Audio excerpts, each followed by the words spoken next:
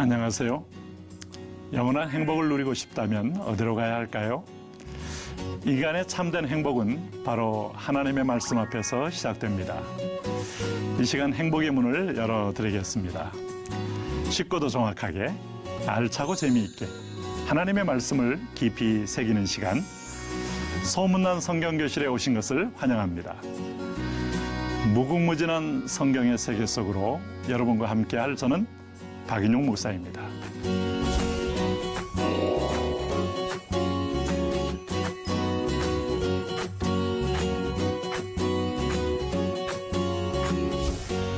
소문난 성경교실에서 여러분과 함께 말씀을 나누게 되어 참으로 감사하고 설레는데요. 앞으로 12주 동안 함께 나눌 주제는 광야입니다.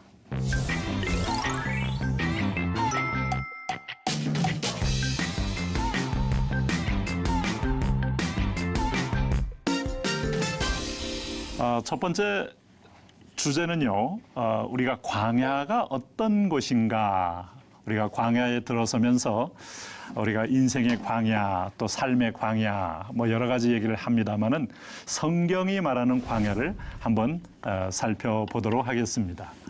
무엇보다도 이 광야의 모습 속에 우리는 중요한 하나의 광야에 들어서면서 광야는 특별히 어려운 사람만 들어가는 것이 아니고요. 오늘 모든 믿는 자에게 허락된 인생의 광야가 있다는 것이죠. 그런 의미에서 광야라는 것은 사막이요, 황무지요 이런 뜻을 갖고 있죠. 그래서 미개척의 인적이 없는 넓은 불모지, 황무지, 이게 이제 문자적인 광야의 뜻입니다. 풀과 나무가 없고 사나운 돌산에 자갈밭만 가득 있는 곳, 이런 것이 광야인데, 성경이 말하는 광야, 오늘 특별히 예레미야 2장 6절에서 이 광야를 이렇게 말합니다. 그들이 우리를 애굽 땅에서 인도하여 내시고 광야, 여기서 광야가 등장합니다. 이 광야, 우리는 이육사의 광야라는 시도 기억이 납니다만은 그 광야는 황무한 곳에 대한 이미지가 강합니다. 사막이 있습니다. 구덩이가 있습니다. 그리고 건조하고 사망에 그늘진 땅이라고 말합니다. 사람이 그곳으로 다닐 수 없을 만큼 생명의 위협을 느끼는 땅이라는 것이죠. 그곳에 사람이 거주하지 않아야 하는 땅입니다. 이 말은 사람이 살 수 없다는 것이죠.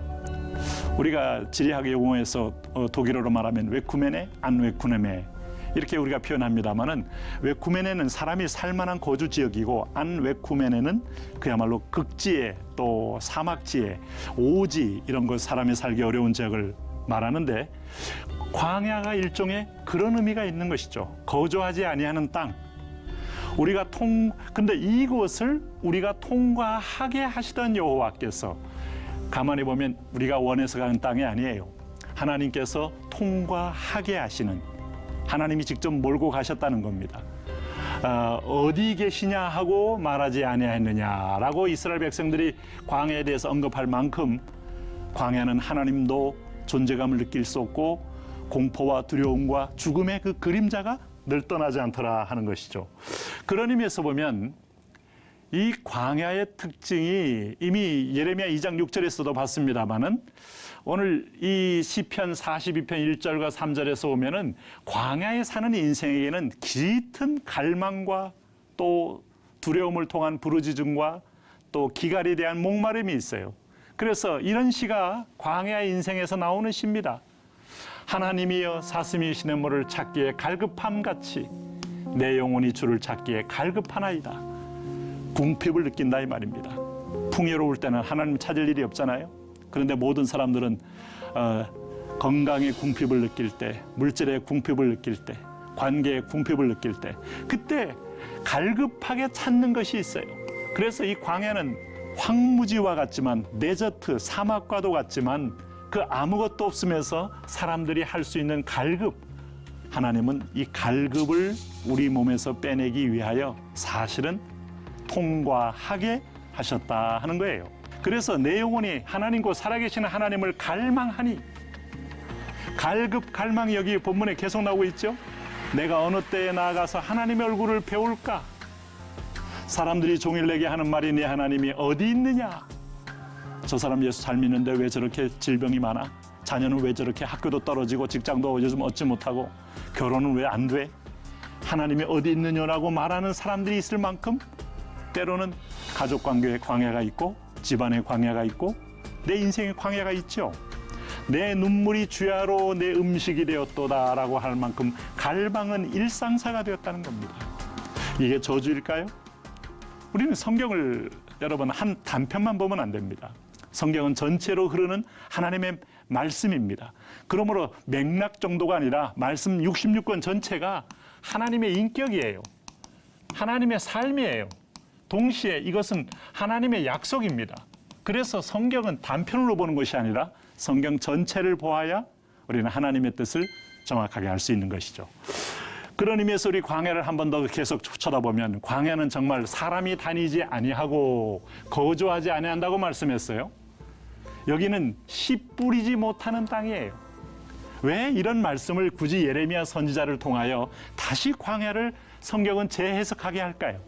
사람은 애굽에서는 사람이 직접 씨를 뿌렸습니다. 그리고 씨를 뿌리고 나서 때가 되면 수확을 합니다. 그 성취감이 자기에게 있습니다. 자기에게 있어요. 나에게 있어요. 그런데 이 광야는 씨조차 뿌리지 못하기 때문에 이것은 하나님이 공급해 주지 않으면 사람의 생존권 자체가 무너지는 것입니다. 살 수가 없어요. 그런 상황을 여러분 인생 살면서 만나보지 않으세요? 적어도 20, 30대까지는 그래도 약간의 그 광야이기 때문에 인생은 내 자신감과 내 스펙으로 뭔가 뚫어낼 것이라는 그런 나름대로의 착각이 있습니다만은 한 50줄 접어들고 60줄 접어들면 영적으로도 철이 드는 거 아세요? 살아보니까 내 힘으로 안 되는 게 훨씬 많다는 걸 알고 가장 가까운 내 자녀마저도 내 의도대로 아이가 커가지 않는다는 걸 알고 사랑하는 아내나 사랑하는 남편이나 내가 생각하는 대로 이렇게 되어지지 않는 것을 알고 비로소 나의 삶이 광야라는 걸 알면서 보이지 않는 어떤 손에 대한 갈망이 생기잖아요. 사람이 없는 땅이라는 것은 고독하던 것입니다. 아무도 내 우군이 될 만한 사람도 없고 어떤 면에서 의지할 만한 대상도 없어요. 여기에 비하여 애굽은 어떤 곳입니까? 애굽은 세계 최강의 나라입니다. 그리고 애굽은 1년 내내 나일강이 쉬지 않고 흐르는 역사가 헤로도투스가 그런 말 한 적이 있어요. 나일강은 신의 선물이다. 그러면서 이게 1년에 한 차례씩 범람을 하면 주변에 수피로가 범람이 되어서 세계적인 곡창할 수 있는 기름진 땅이 됩니다. 심기만 하면 1년에 2모작, 3모작도 할 수 있을 만큼 풍성한 열매를 거두어 주면서 그야말로 자신감의 땅이 됩니다. 자기 스스로를 믿는 자기 믿음의 자신감 이런 뜻으로 해도 돼요. 자기를 믿는 땅이 된다 이 말이에요. 그런데 광야는 나를 믿을 수 없게 만드는 게 광야라 이겁니다. 그런 의미에서 보면 광야의 개념이 우리에게 좀 더 들어오십니까? 위험하고 불뱀과 전갈이 있다. 이것만 있는 게 아니고 환경적인 어려움만 있는 게 아니고 동시에 그 안에서 적극적으로 나를 노리고 생명의 위협을 하는 아주 강한 공격성 있는 적이 있다 이겁니다. 너를 인도하여 그 광대하고 위험한 광야. 그래서 위험한 거예요. 생존의 위험, 직분을 유지하는 위험, 건강의 위험. 내가 오늘도 내 인생이 성공할까 하는 그 성공에 대한 불안과 위험. 곧 불뱀과 전갈이 이 세력은 주변의 생존을 위하여 온몸에 독을 이렇게 저장하면서 독이 여과되어서 맹독성을 띠고 있습니다. 사막의 모든 파충류나 사막의 모든 짐승들은 먹고 먹히는 관계이기 때문에 먹을 게 없는 자리에서 서로를 먹어야 하기 때문에 자기를 방어하기 위해서 전갈이 맹독을 띠고 있어요. 불뱀이 맹독을 띠고 있습니다. 물이 없는 간조한 땅을 지나게 하셨으나 쓰며 또 너를 위하여 단단한 반석에서 물을 내셨으니 자 여기까지는 바로 우리에게 경험하는 위험이고 도무지 사람이 살 수 없을 만큼 죽을 지경인데 하나님께서 이 광야에 우리를 들어가게 하신 이유 중에 하나는 나를 위하여 단단한 반석에서 물을 내게 만드셨다. 이게 신명기 8장의 광야에 대한 제 해석이에요. 그러니까 눈에는 안 보이지만 여기서 한 가지 느낌이 오십니까? 광야에 사는 방식이 있다 이 말이죠. 애굽에서는 눈에 보이는 대로 사는 겁니다. 이걸 땅의 방식으로 사는 거예요. 땅의 사람, 땅의 방식. 땅의 걸 추구하고. 그러나 우리가 요한일서에서 눈에 보이는 안목의 정욕을 하시나요? 육신의 정욕을 하시나요? 이생의 자랑을 하시나요? 다 이 땅에 보이는 세력들입니다. 이거를 뛰어넘으라는 게 하나님의 의도예요. 너를 위하여 단단한 반석에서 물이 나온다는 말을 들어본 적이 있나요? 애굽에서는 들어본 적이 없습니다. 가끔 요즘에 방송에서 과거에 천연 안반수다 어쩌다 하는 말을 한 적이 있습니다만은, 하나님은 반석 속에 반석을 물통으로 삼으셔서 물을 담아 놓으시고 이 백성들이 간조한 땅을 지나면서 목마름에 지치고 있을 때 이 안에서 물이 터지는 기적은, 보이는 것을 추구하는 사람은 물을 얻을 수가 없어요. 믿음의 사람들만이 얻을 수 있어요. 이 믿음이 끈질기게 시험을 받는 것이 광야입니다. 그리고 이 믿음이 견고해지게 인도하는 것이 광야고, 믿음의 완성을 통하여 믿음의 영광을 보게 하는 것이 광야입니다. 내가 믿으면 영광을 보리라. 예수님께서 제자들에게 하신 말씀 기억하십니까? 믿음의 끝이 있어요. 구원은 믿음에서 믿음에 이르게 하는 과정입니다. 로마서에서 말하는 것은 믿음에서 믿음에 이른다고 말하지 않습니까? 이 믿음과 이 믿음의 차이가 뭘까요? 이 믿음은 시작의 믿음이에요. 아브라함이 갈대아 우르를 떠날 때의 믿음이라면, 이 믿음이 성장하여서 온전함에 이르는 믿음, 온전히 주님과 하나 된 믿음, 나는 죽고 그리스도 외에는 보이지 않는 그런 온전한 믿음, 이 믿음의 훈련 장소가 광야라는 것을 우리는 눈치채셔야 돼요. 그래서 민수기 14장 25절 말씀 보니까 하나님이 이 백성을 그냥 쉬운 길로 보내지 않고, 너희는 내일 돌이켜 홍해길로 하여 광야로 들어갈지니라 하고 하나님이 예고했고 예정했고 인도했습니다. 우리가 에덴을 떠난 다음에 세상에 여러분 편한 데가 없다는 걸 분명히 기억하셔야 돼요. 대한민국이 힘들다? 저는 가끔 헬조선이란 말을 누가 썼다고 하는데, 여러분 세계 나가보세요. 대한민국은 부러움의 대상입니다. 우리나라는요, 생각보다 엄청난 부러움의 대상이 되고 있습니다. 유럽의 사람들이 한국을 오면 한국의 이 엄청난 이 시스템과 센서에 대해서 잊지 못하고 한국을 처음에는 얕봤다가 한국의 충격을 먹고 가는 거 아시나요? 단순히 우리가 편의주의 시설만이 그런 게 아니고, 핸드폰 잃어버린 사람, 노트북 잃어버린 사람, 지갑 잃어버린 사람, 이 회수율이 세계 최고입니다.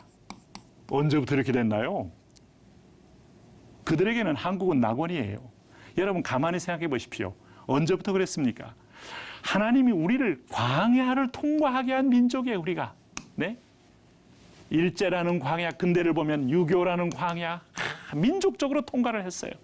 그리고 나서 그 안에서 긴장 속에서 우리는 휴전 속에서, 휴전이지 정전이 아니잖아요.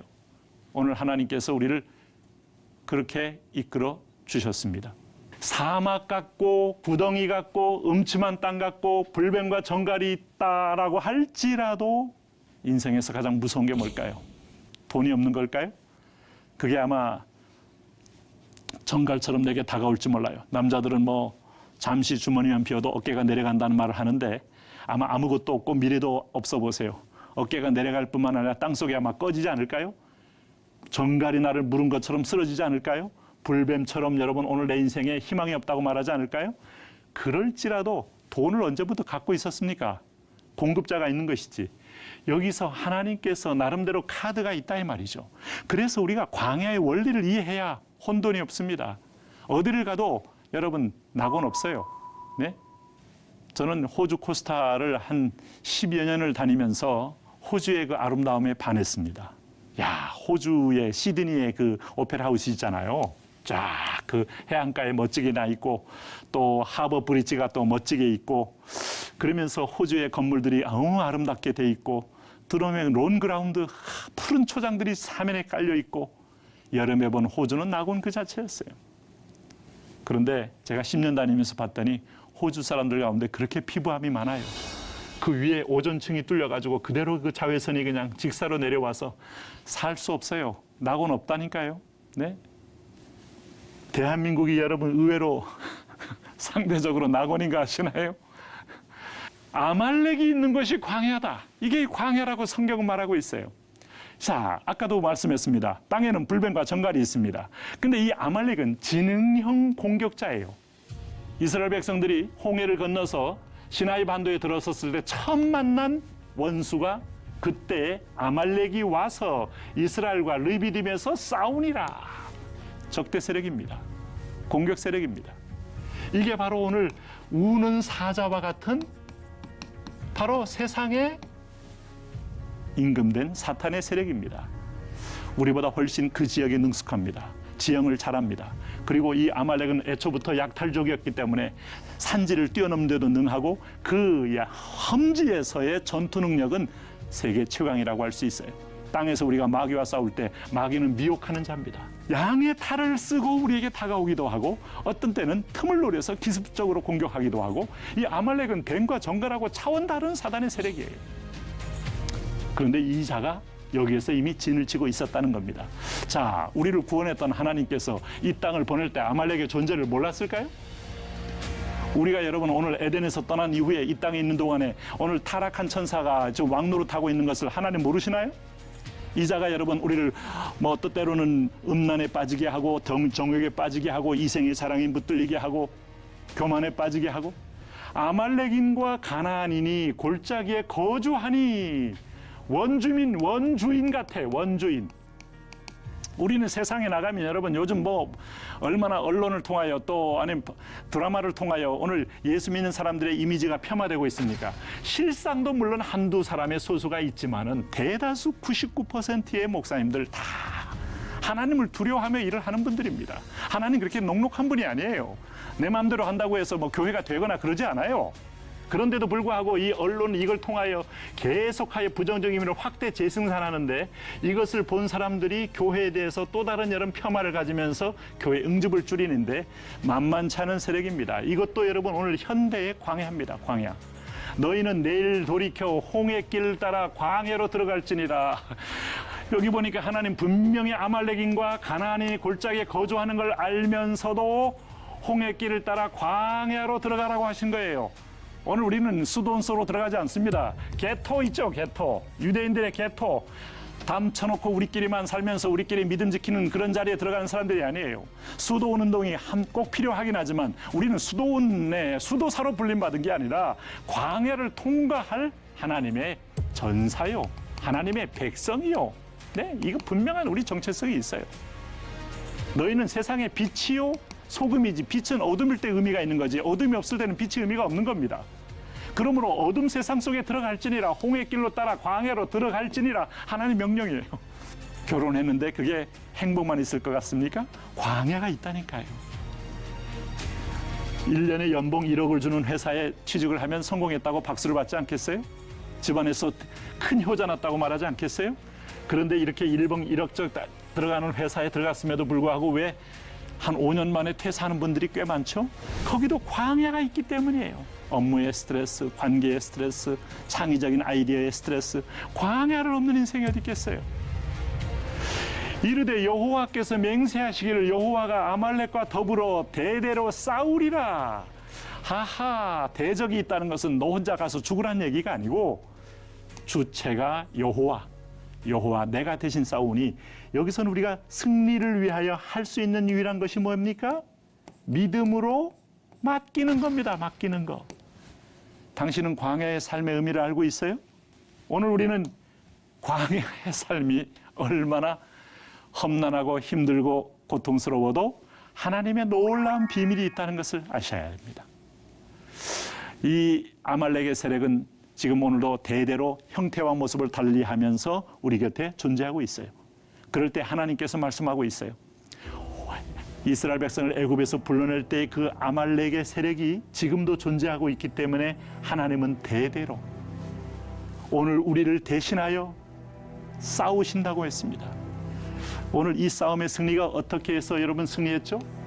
여러분 아말렉이 이스라엘과 리브에 싸울 때 모세는 이 사실을 알잖아요. 모세는 광야에 사는 법을 배운 사람이에요. 광야는 40년 동안 광야에서 어떻게 살아야 하며 어떻게 인생은 내려놓음이 강할수록 하나님의 임재도 강해지는 걸 안 사람이에요. 내가 과거에 내 자신감을 가지고 40년을 살았던 삶이 얼마나 허망했던 무능력한 삶인 것을 안 사람이에요. 그리고 광야의 40년을 지나면서 모세의 온유함이 지면의 모든 사람보다 우리 개역 한글로 보면 멋져 이게 승하니라. 온유함으로 세상을 이긴 사람이에요. 온유의 특징은 따뜻한 온자입니다. 따뜻한 온자. 온유, 부드럽고 온유하다는 말은 말랑말랑하게 하나님 말씀을 받을 수 있는 조건이 됐다는 거예요. 말랑말랑. 여러분 굳은 땅에는 씨를 뿌려도 결코 뿌리가 내리질 않아요.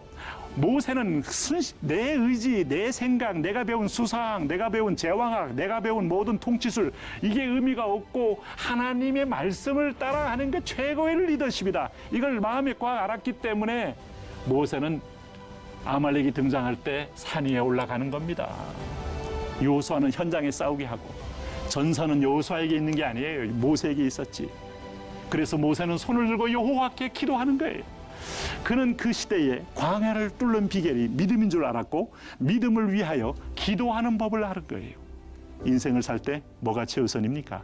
분주하게 말하다처럼 이것저것 일하면서 기어코 오늘 할 일을 오늘 해내는 거? 세상에서 꼭 필요한 덕목입니다만은 더 중요한 게 있어요. 하나님께 의뢰하고 맡기는 거. 이 손이 내려오기까지 여러분 아론과 홀이 옆에서 그를 지켜서 손을 내려오지 않게 하니 모세의 손에 올라가 있는 동안엔 이기고, 이걸 성경은 시청각적으로 보여주잖아요. 밑에서 여호수아는 열심히 싸우자면 여호수아가 언제 대적과 싸워본 적이 있나요? 사실은? 그런데 사실은 모세의 기도가 하나님의 배후에 도움이 되어서 아말렉과 대적하는 여호수아를 통하여 아말렉을 이기게 하시더라. 재미있는 것은 이 팔이 내려오면 다시 아말렉이 여호수아를 물리치고 있더라. 이 그림을 보는데 어떻게 우리가 보이는 물량과 보이는 군사력과 보이는 것을 의지하고 나갈 수 있겠습니까? 네? 애초부터 우리는 믿음으로 불림받았고 아까 뭐라고 말씀했습니까? 믿음에서 믿음에 이르게 하는 백성으로 불림받았음을 잊지 마셔야 돼요. 그러면 하나님은 광야는 뭐 하는 곳이냐? 자, 우리가 여기서 몇 가지 힌트를 얻게 되는데 광야는 믿음의 성장, 믿음의 성장을 주는 곳이다. 믿음이라는 건 뭔가 하면 히브리서 11장 얘기한 것처럼 보이지 않는 걸 볼 수 있어야 돼요. 네? 반석에서 물이 있는 걸 봐야 되고 마른 하늘에서 고기가 내려올 수 있다는 것도 믿으셔야 되고 하나님은 어떤 방법론이 아니고 하나님을 믿으면 하나님은 환경 가운데서 불가능함을 뚫고 오시는 초자연적이고 초능력적이고 어떤 면에서 보면 이전에 했던 모든 기적과는 다른 또 다른 창조적인 역사로 나를 살린다는 것을 믿는 하나님께 아주 가까이 붙어 있는 것을 배우는 것이 광야다 하는 것을 알 수 있어요. 그래서 이제부터 광야라는 것은 믿음이 없다면 광야는 100% 실패하지만 믿음만 붙잡는다면 광야는 100% 성공하는 하나님의 은총의 길이다. 이걸 하나님은 하나하나 훈련시키고 있는 겁니다. 아마 이스라엘 백성들은 이 훈련이 안 됐기 때문에 40년이 그렇게 고통스러웠던 거예요. 눈에 보이는 것들을 더 크게 보고 이것이 현실이라고 보고 이것이 진리라고 믿고 있기 때문에 진리는 말씀에 있지 하나님의 약속에 있지 눈에 보이는 현장에 있는 거 아닙니다. 오늘 이 싸움을 동일하게 우리도 싸우고 있는 겁니다. 약속의 말씀을 보고 계십니까? 내 입에서 나간 말이 내게 결코 헛되이 내게로 돌아오지 아니하리라. 이사야 선지자를 통하여 하나님은 그렇게 우리에게 확증을 해 주셨어요. 그러므로 내가 믿어진 말씀들, 선물로 준 말씀들은 내가 그 믿음의 고백과 함께 나를 통하여 반드시 이루어진다. 이거를 광야의 40년의 그림을 보면서 배우라는 거예요. 광야는 우리에게 거울인 것입니다. 네, 이렇게 이제 광야의 중요한 삶의 원리를 붙잡는다면 승리의 중요한 노하우를 하나 잡으신 겁니다. 오늘은 1강은 여기까지 하고요. 이제 다음 시간에는 더 깊은 광야로 들어가 보도록 하겠습니다. 어떻습니까? 여러분 유익한 시간이 되셨나요? 소문난 성경교실 더욱더 소문내 주시고요. 언제나 말씀을 붙드시는 여러분 되시기를 바랍니다. 은혜가 풍성한 성경교실이 되기 위해서는 복습이 중요합니다. 유튜브를 통해서 다시 보실 수 있습니다. 시간을 구별해서 복습을 하시면 더 큰 유익을 얻게 됩니다. 다음 시간에 우리가 왜 우리는 광야에서 살게 되었는가 하는 대목을 집중적으로 나누도록 하겠습니다. 오늘도 하나님의 은혜로 기쁜 하루 보내시고요. 다음 시간에 뵙겠습니다.